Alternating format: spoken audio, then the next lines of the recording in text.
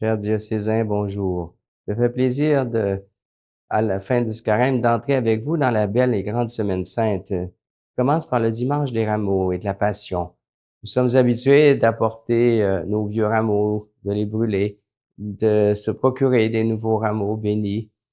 Ces rameaux se veulent un signe dans nos maisons, non seulement de protection, mais surtout un signe du Christ qui est accueilli à Jérusalem pour donner sa vie pour nous.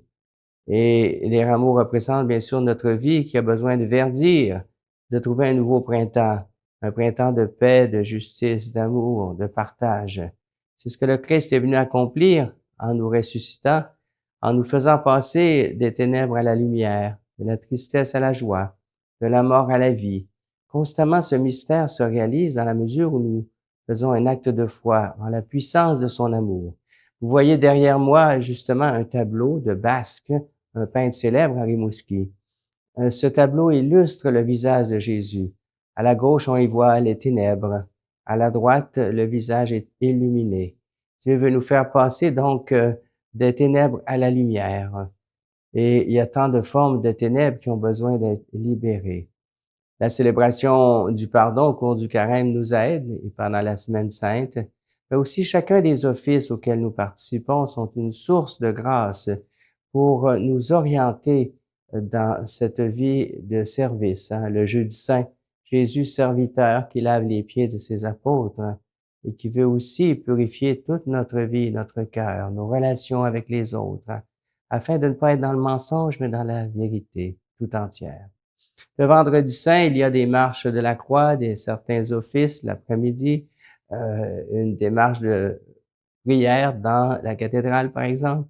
Vous verrez, chacun où vous vous trouvez, comment s'arrêter sur ce mystère de la croix et de la souffrance. Être un disciple du Christ, c'est pas être loin de la croix, mais c'est porter sa croix avec des forces nouvelles. Celui qui renie sa croix, il renie d'une certaine manière l'incarnation, parce que le Christ n'a pas évité, lui qui pouvait éviter la souffrance, d'entrer dans la limite humaine, la précarité, la faiblesse. Et dans ces situations, nous sommes portés à nous révolter. Il est venu apporter le pardon, la réconciliation. Nous sommes invités donc à demander cette réconciliation ensemble, afin que les peuples de la terre trouvent ensemble des chemins de paix, des chemins où l'Esprit Saint, l'esprit de confiance, de joie, de courage aussi, permet des décisions communes, constructives et non pas destructives.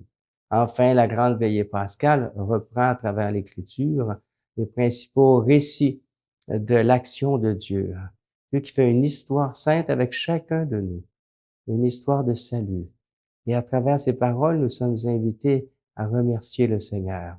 Depuis la création, à travers l'histoire de son peuple qu'il libère de l'esclavage, à travers l'alliance, à travers la proclamation de la bonne nouvelle, le signe du feu nouveau, le signe de l'eau bénie qui renouvelle toutes choses.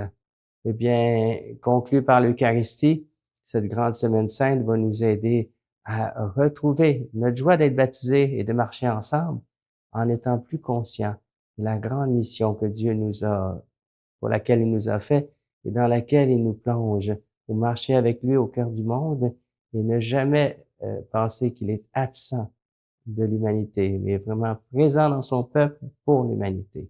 Bonne semaine sainte à tous, bon dimanche des Rameaux, que le Seigneur nous bénisse et vous garde.